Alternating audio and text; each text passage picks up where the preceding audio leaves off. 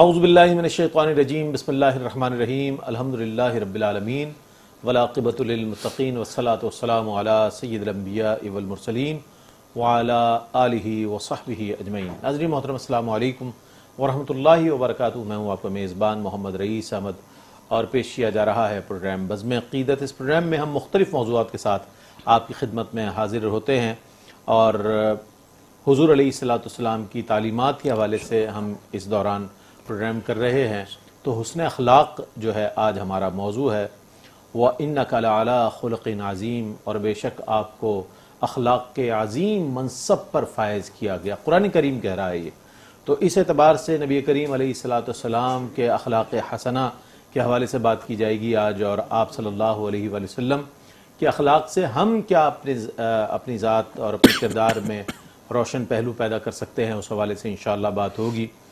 یوں ذہن میں جمال رسالت سما گیا، یوں ذہن میں جمال رسالت سما گیا، میرا جہان فکر و نظر جگمگا گیا، میرا جہان فکر و نظر جگمگا گیا، خلق عظیم اسوہ کامل حضور کا، خلق عظیم اسوہ کامل حضور کا، آداب زیست سارے جہاں کو سکھا گیا، آداب زیست سارے جہاں کو سکھا گیا۔ اور کتنا بڑا کرم ہے کہ تائب سا بے ہنر، کتنا بڑا کرم ہے کہ تائب سا بے ہنر توصیف مصطفیٰ کے لیے چن لیا گیا، توصیف مصطفیٰ کے لیے چن لیا گیا۔ حضور علیہ السلام کے حسن اخلاق کے حوالے سے اور اس کی ضرورت و اہمیت کے حوالے سے آج بات کرنے کے لیے تشریف فرما ہے ممتاز و معروف عالم دین۔ اس سے قبل بھی میٹرو ون نیوز کے اس پروگرام میں تشریف فرما ہو چکے ہیں۔ میری مراد علامہ مفتی ذوالفقار مدنی صاحب سے ہے۔ السلام علیکم ورحمۃ اللہ وبرکاتہ۔ وعلیکم السلام ورحمۃ اللہ۔ اور آپ کے ساتھ تشریف فرما ہے میرے دائیں جانب عالم اسلام کے ممتاز و معروف نعت خواں نعت گو جناب محمد فیصل حسن نقشبندی۔ السلام علیکم ورحمۃ اللہ وبرکاتہ۔ وعلیکم السلام ورحمۃ اللہ۔ فیصل آپ ہی کی آواز میں کلام شامل کریں گے انشاءاللہ، اور پھر ہم اپنے سلسلہ کلام کی جانب آئیں۔ بسم اللہ۔ صلی علی نبینا، صلی علی محمد،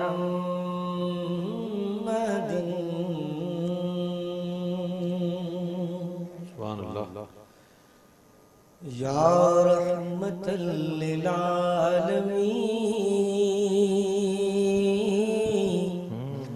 یا رحمت للعالمین، یا رحمت للعالمین، یا رحمت للعالمین۔ آپ سا کوئی نہیں، آپ سا کوئی نہیں، یا رحمت للعالمین، یا رحمت للعالمین، یا رحمت للعالمین، یا رحمت للعالمین، یا رحمت للعالمین۔ آپ کی ذات گرامی دیکھ کر کفار نے، آپ کی ذات گرامی دیکھ کر کفار نے، آپ کی ذات گرامی دیکھ کر کفار نے کہہ دیا صادق امی، کہہ دیا صادق امی، یا رحمت للعالمین، یا رحمت للعالمین، یا رحمت للعالمین۔ ہم گناہگاروں پر کیجئے آپ ایک چشم کرم،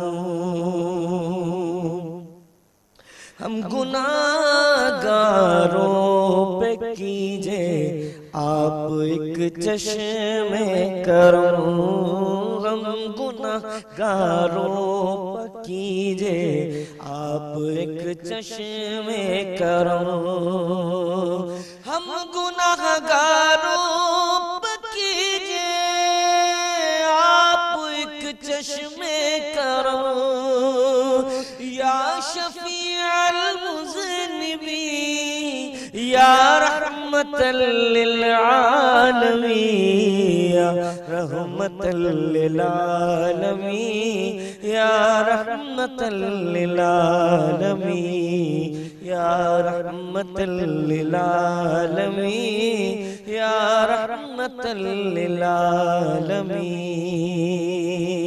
آپ بلوائیں گے مجھ کو ایک دن اپنے حضور، آپ بلوائیں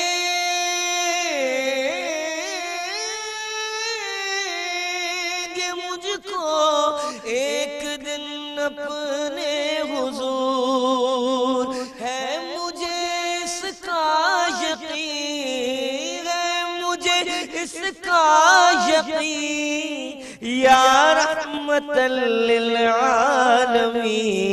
یا رحمت للعالمین، یا رحمت للعالمین۔ آپ سا کوئی نہیں یا رحمت للعالمین، یا رحمت للعالمین، یا رحمت للعالمین۔ ماشاءاللہ ماشاءاللہ۔ بارگاہ رسالت مآب صلی اللہ علیہ وآلہ وسلم میں محمد فیصل حسن نقشبندی کلام پیش کرنے کی سعادت حاصل کر رہے تھے۔ ایک مختصر سا وقفہ ہے، وقفے کے بعد لوٹیں گے۔ مجھے امید ہے آپ کو اور ہمارا ساتھ رہے گا۔ ناظرین، آپ کا خیر مقدم ہے۔ حسن اخلاق کے حوالے سے بات ہو رہی ہے۔ ہمارے ساتھ ملک کے ممتاز معروف ثنا خواں محمد فیصل حسن نقشبندی موجود ہیں۔ سرکار علیہ السلام کی بارگاہ میں اپنی عقیدت نظر کریں گے۔ بسم اللہ۔ قرآن مبین سید ابرار کے اوصاف، قرآن مبین سید ابرار کے اوصاف، قرآن مبین سید ابرار کے اوصاف، ہے اسوہ کامل میرے سرکار کے اوصاف، ہے اسوہ کامل میرے سرکار کے اوصاف، ہے اسوہ کامل میرے سرکار کے اوصاف۔ کردار سلامت رہے دنیا میں ہمارا، کردار سلامت رہے دنیا میں ہمارا، کردار سلامت رہے دنیا میں ہمارا، اچھے تو نہیں جگ میں گناہگار کے اوصاف، اچھے تو نہیں جگ میں گناہگار کے اوصاف۔ گر آپ کا ہو لطف و کرم آئیں گے مجھ میں، گر آپ کا ہو لطف و کرم آئیں گے مجھ میں، گر آپ کا ہو لطف و کرم آئیں گے مجھ میں، اخلاص عمل جذبہ ایثار کے اوصاف، اخلاص عمل جذبہ ایثار کے اوصاف، اخلاص عمل جذبہ ایثار کے اوصاف۔ اور شعر ملاحظہ ہو، بوبکر عمر حضرت عثمان علی صاحب، بوبکر عمر حضرت عثمان علی صاحب، لائے تو کوئی آپ کے معیار کے اوصاف، لائے تو کوئی آپ کے معیار کے اوصاف، سرکار کی آغوش رسالت میں ہوئے ہیں، سرکار کی آغوش رسالت میں ہوئے ہیں، کس درجہ حسین حیدر کرار کے اوصاف، کس درجہ حسین حیدر کرار کے اوصاف، اوصاف محمد سے ہوئے جو بھی متصف، اوصاف محمد سے ہوئے جو بھی متصف، کس طرح وہ اپنائیں گے اغیار کے اوصاف، کس طرح وہ اپنائیں گے اغیار کے اوصاف۔ فیصل حسن ہے واصف سلطان دو عالم، فیصل حسن ہے واصف سلطان دو عالم، سرکار حسن کیجئے قلم کار کے اوصاف، سرکار حسن کیجئے قلم کار کے اوصاف، سرکار حسن کیجئے قلم کار کے اوصاف، قرآن مبین سید ابرار کے اوصاف، ہے اسوہ کامل میرے سرکار کے اوصاف۔ بہت عمدہ انداز میں اپنا لکھا ہوا کلام محمد فیصل حسن نقشبندی پیش کرنے کی سعادت حاصل کر رہے تھے، اور انشاءاللہ بہت جلد امید کی جاتی ہے کہ آپ کا پورا مجموعہ کلام جو ہے منصہ شہود پر ظاہر ہوگا، اور انشاءاللہ وہ آپ تک بھی پہنچے گا، تمام دنیا نات کے ہمارے قارئین تک پہنچے گا۔ آج ہمارا موضوع جو ہے الحمدللہ وہ حسن اخلاق ہے، اور حسن اخلاق کی سب سے اعلیٰ ترین مثال اگر کائنات میں موجود ہے تو وہ نبی مکرم نور مجسم سید عالم صلی اللہ علیہ وآلہ وسلم کی ہے۔ آپ صلی اللہ علیہ وسلم کی حسن اخلاق کے حوالے سے علامہ صاحب نے بہت عمدہ انداز میں کلام فرمایا۔ حضرت آج جو ہمارا معاشرہ اخلاق کا منظر نامہ پیش کر رہا ہے وہ کیسا ہے، میں چاہتا ہوں اس کے کچھ حوالے سے ارشاد فرمائیے گا۔ کیا ہمارے اخلاق ایسے ہیں کہ ہم اپنے آپ کو نبی مکرم علیہ السلام کا امتی کہہ سکیں، چونکہ اس میں اصلاحات کی بہت زیادہ ضرورت محسوس ہو رہی، کیا فرمائیے گا؟ ماشاءاللہ بہت بہترین اور عمدہ سوال ہے، اور بہت ہی اہمیت کا حامل یہ سوال ہے۔ دیکھیں بات یہ ہے کہ آج یہ بس اللہ تبارک و تعالیٰ کا کرم ہے، اور سرکار دو عالم صلی اللہ تعالیٰ علیہ وآلہ وسلم کی نظر عنایت ہے کہ اللہ تبارک و تعالیٰ نے ہمیں حضور علیہ السلام کی امت میں پیدا فرمایا ہے۔ بے شک بے شک۔ اور یہ حضور علیہ السلام کا کرم ہے کہ حضور علیہ السلام نے اپنی بہت سے اللہ کے بندوں میں اپنی امت میں میرا اور آپ کا انتخاب فرمایا ہے۔ بے شک۔ یہ حضور علیہ السلام کا کرم ہے، اس میں ہمارا کوئی کمال نہیں ہے۔ بے شک۔ جیسے بولتے ہیں نا پکی محض پکائی، اللہ کا کرم ہے۔ بے شک۔ ہاں یہ پکی پکائی ہمیں روٹی ملی ہے، ہمیں کیا پتا کہ مطلب کہ اگر حضور علیہ السلام اپنی امت میں ہمارا انتخاب نہ کرتے تو ہم کس نبی کی امت میں سے ہوتے، اور یہ بھی تو ہو سکتا تھا نا کہ ہم مسلمان نہ ہوتے۔ یہ اللہ تبارک و تعالیٰ کا کرم ہے اور حضور علیہ السلام کے نظر عنایت ہے۔ لیکن آج جب ہم اپنا محاسبہ کرتے ہیں تو افسوس ہوتا ہے کہ ہمارے اندر کوئی ایسی چیز، کوئی قابلیت، کوئی ایسی لیاقت نہیں پائی جاتی ہے جو حضور علیہ السلام کی سیرت کے مطابق ہو، حضور علیہ السلام کی تعلیم کے مطابق ہو۔ حالانکہ حضور علیہ السلام کی متعدد احادیث ہیں جو اس بات کا اعلان کرتی ہیں کہ ہمیں حضور علیہ السلام کے حسن اخلاق کے پیچھے چلنا ہے۔ بالکل بالکل۔ اور ابھی میں نے آپ کے سامنے جو حدیث پیش کی ہے اس میں بھی حضور علیہ السلام نے بتا دیا کہ اگر تم چاہتے ہو کہ تمہارے گناہ دھل جائیں، مٹ جائیں، ختم ہو جائیں، زائل ہو جائیں، تو تمہیں پھر کیا کرنا پڑے گا؟ حسن اخلاق کا مظاہرہ کرنا پڑے گا، حسن اخلاق کا پیکر بننا پڑے گا۔ اور پھر حضور علیہ السلام نے بہترین وظیفہ، نسخہ بتا دیا جہنم سے چھٹکارا حاصل کرنے کا اور جنت میں داخلے کا۔ کیا بات ہے کہ تم حسن اخلاق کا پیکر بن جاؤ، حسن اخلاق کا مظاہرہ کرو۔ اس کے باوجود ہمارے اندر وہ چیز نہیں پائی جاتی ہے۔ اس کا بنیادی فیکٹر اور اس کی بنیادی ریزن یہ ہے کہ ہم علم دین سے دور ہیں۔ ہم علم دین سے دور ہیں، وہ علم جس کے حوالے سے اللہ تبارک و تعالیٰ نے قرآن مجید فرقان حمید میں ارشاد فرمایا قل رب زدنی علما، یہ ہر سکول، کالجز، یونیورسٹیز کے دروازوں پر لکھی ہوئی ملتی ہے۔ اس آیت مبارکہ کا مطلب یہ ہے کہ جب حضور علیہ السلام پر قرآن نازل ہو رہا تھا تو جو قرآن نازل ہو رہا تھا حضور علیہ السلام کی عبادات میں اضافہ ہو رہا تھا، یہاں تک کہ حضور علیہ السلام کے پاؤں متورم ہو جایا کرتے تھے۔ حضور علیہ السلام دن کے وقت روزے سے ہوتے اور رات کو جب حضور کی پوری امت سو جایا کرتی تھی تو حضور علیہ السلام اللہ کے حضور جو ہے وہ سجدہ کرتے تھے اور لمبے لمبے قیام کرتے تھے، یہاں تک کہ حضور علیہ السلام کے پاؤں مبارک جو ہے وہ متورم ہو جایا کرتے تھے۔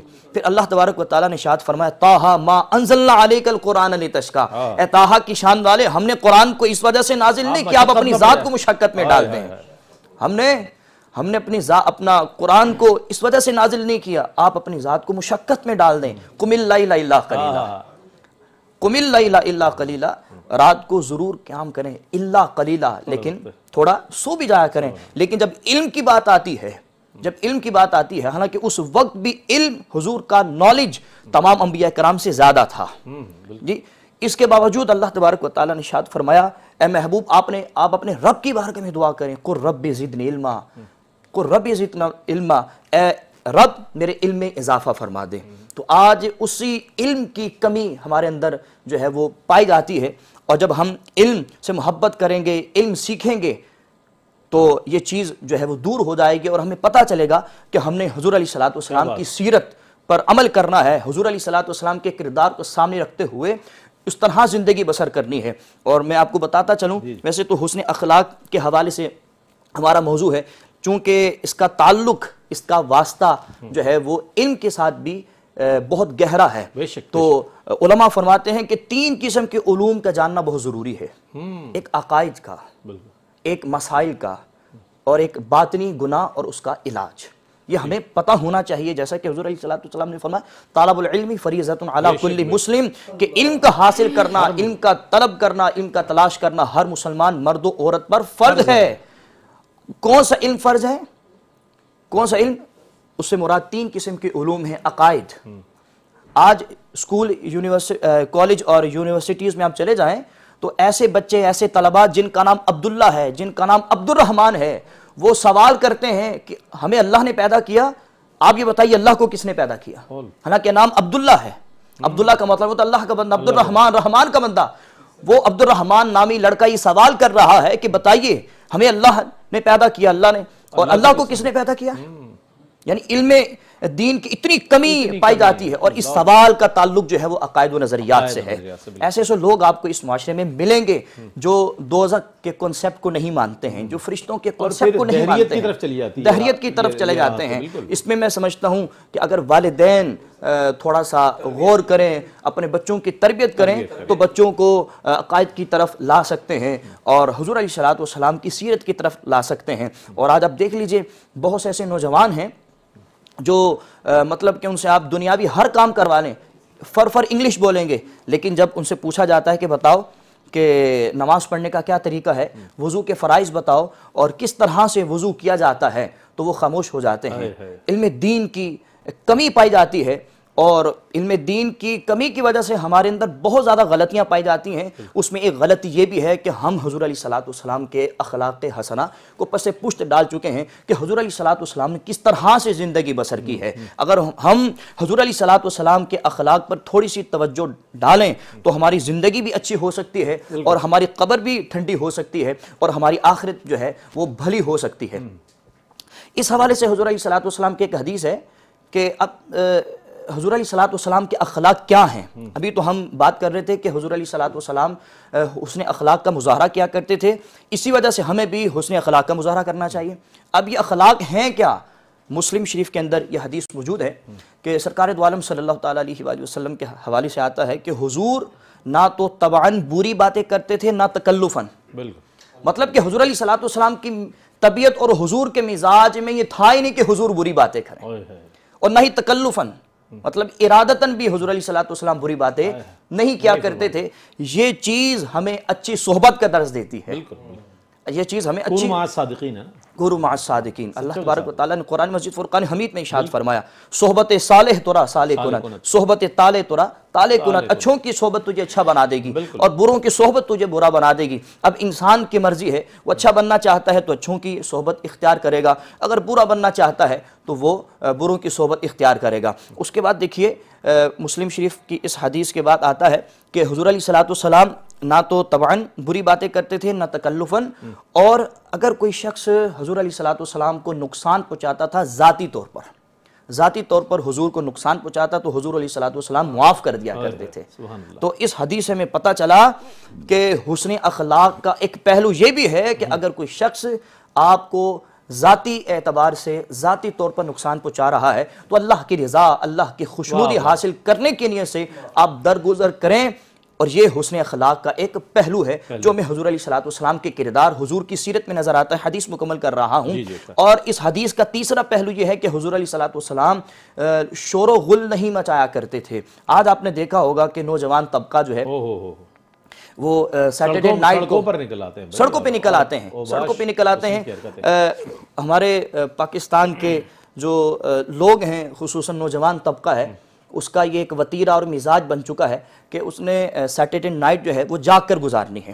اگر آپ نے جاگنا ہے تو اللہ کی عبادت کیجئے، کسی بزرگوں کی صحبت اختیار کر لیجئے، محفل میں چلے جائیں اگر آپ نے جاگنا ہے، لیکن ہم کسی اور طرف جو ہے وہ نکل جاتے ہیں، اور بعض اوقات ہم شور و غل کرتے ہیں جس کی وجہ سے بیمار جو لوگ ہوتے ہیں انہیں تکلیف ہوتی ہے۔ یہاں پر حضور علیہ الصلوۃ والسلام جو ہے وہ حقوق العباد کا درس دے رہے ہیں۔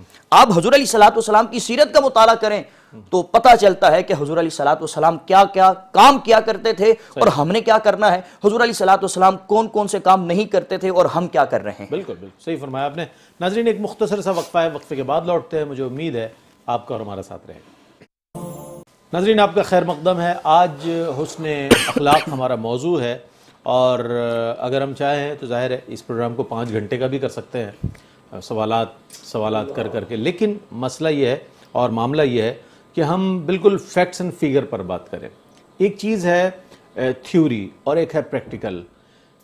میں یہ دیکھتا ہوں کہ کتب سیر میں مختلف سیرت نگاروں نے سرکار علیہ الصلوۃ والسلام کی حیات مبارکہ اور اس سے منسلک کسی بھی شخص، کسی بھی جگہ اور کسی بھی شے کو لوگوں سے بالکل پوشیدہ نہیں رکھا، اوجھل نہیں رکھا۔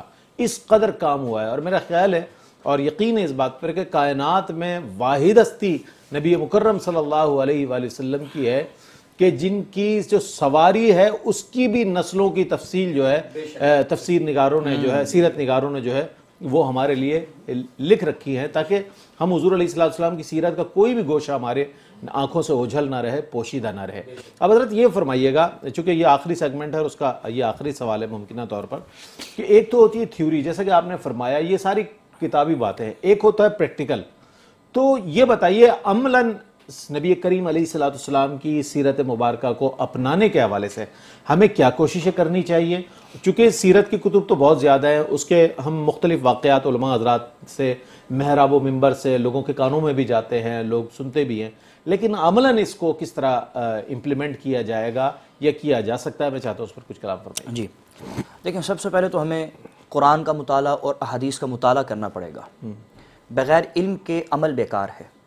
اگر ایک شخص ارادہ کرتا ہے، ذہن بناتا ہے کہ میں حسن اخلاق کا پیکر بنوں گا، لیکن اسے معلوم ہی نہیں ہے کہ حسن اخلاق کس چیز کا نام ہے، یہی بات، تو وہ ظاہر سی بات ہے حسن اخلاق کا پیکر نہیں بن سکتا ہے۔ سوری معذرت کے ساتھ، ہمارے اخلاق یہ سمجھا جاتا ہے کہ ہم نے ہاتھ ملایا، مسکرا کر مل لیے، بڑا اچھا اخلاق ہے بھائی اس بندے کا، تو وہ دوست ہوتا نہیں ہر ہاتھ ملانے والا۔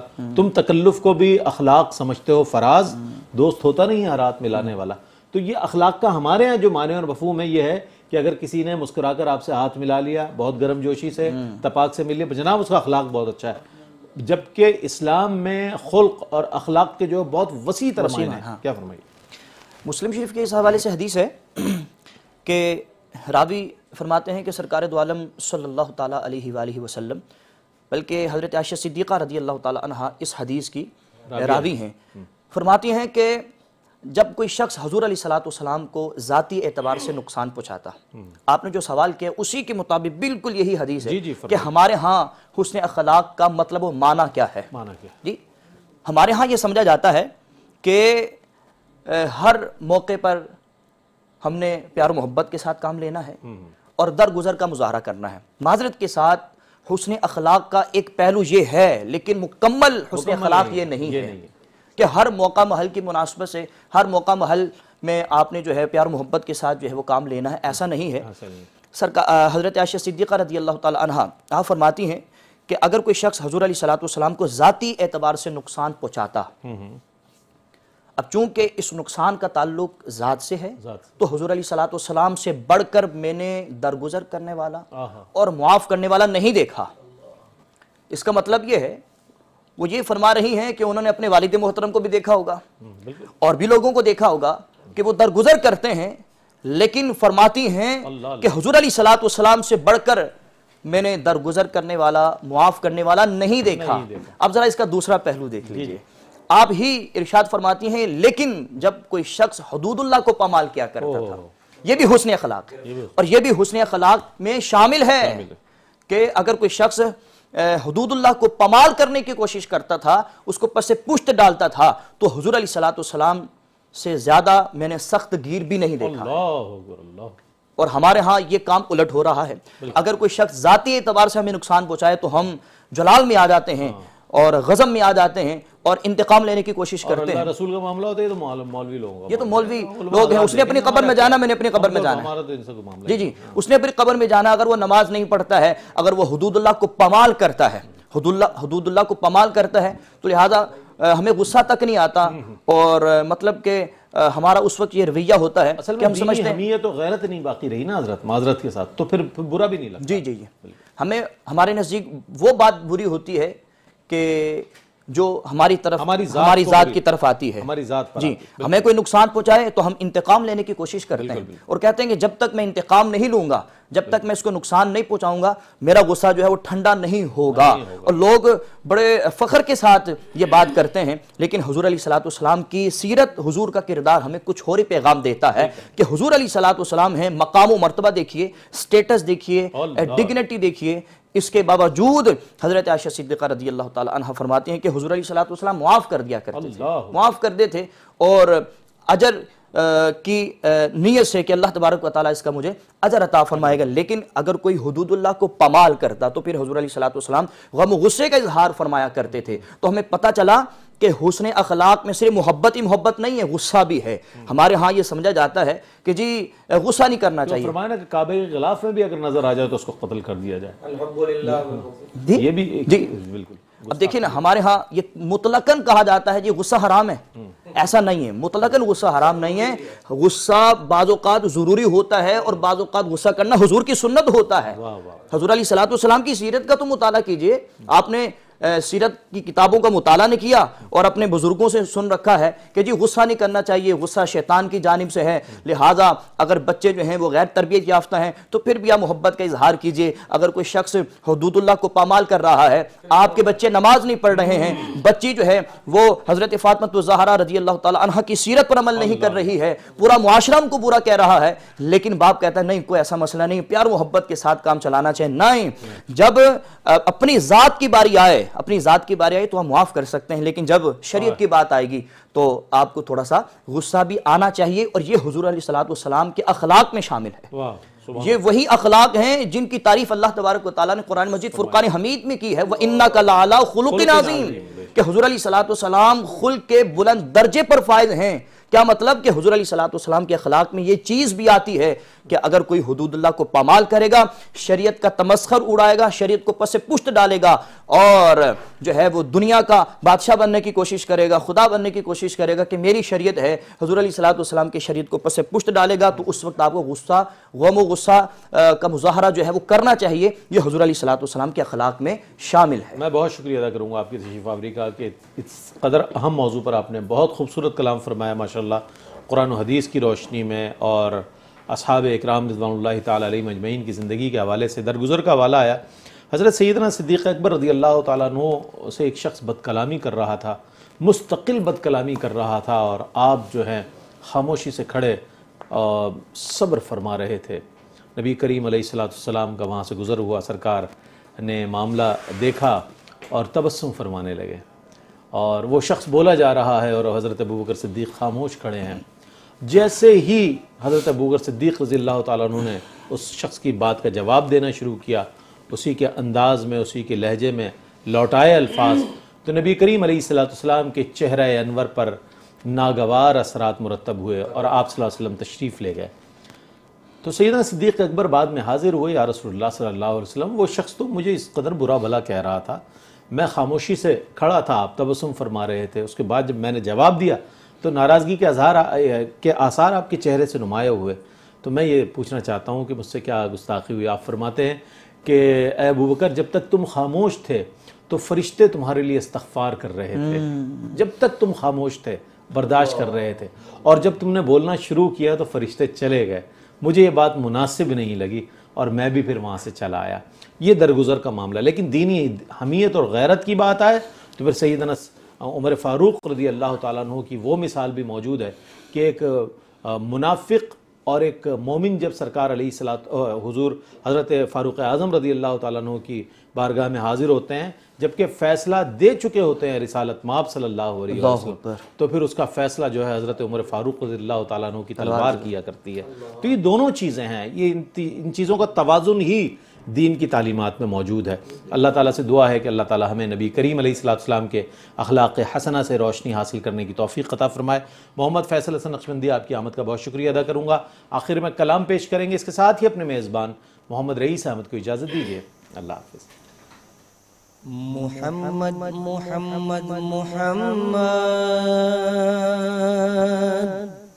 صلی اللہ علیہ وسلم، محمد محمد محمد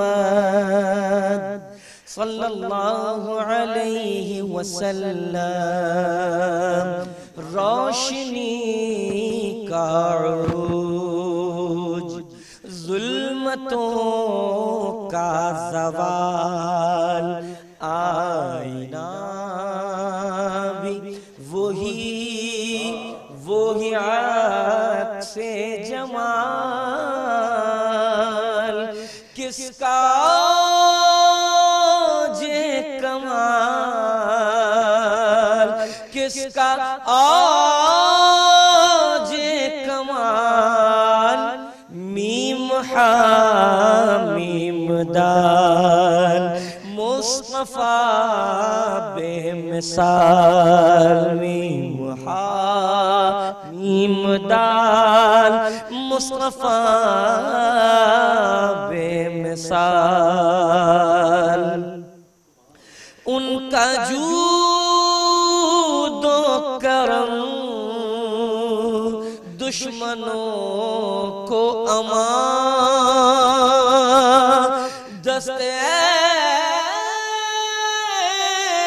اعجاز دے کنکری کو زبان، حق نے بخشی انہیں حکمت لازوال، روک دے تو حرام، اذن دے تو حلال، کس کا جے کمال، کس کا جے کمال، میم حامیم دال، مصطفیٰ بے مثال، میم حامیم دال، مصطفیٰ بے مثال، آپ سا مشفق و مہربان ہے، کہاں رحمت کبریاء، بالیقین بے گمان ہے خدائی، جہاں جہاں جہاں جہاں مصطفیٰ وہاں ہے خدائی، جہاں مصطفی وہاں حق نے بخشا ایسا قرب و وصال کس کا آج کمال کس کا آج کمال میم حامیم دال مصطفیٰ بے مثال محمد محمد محمد صلی اللہ علیہ وسلم محمد محمد محمد صلی اللہ علیہ وسلم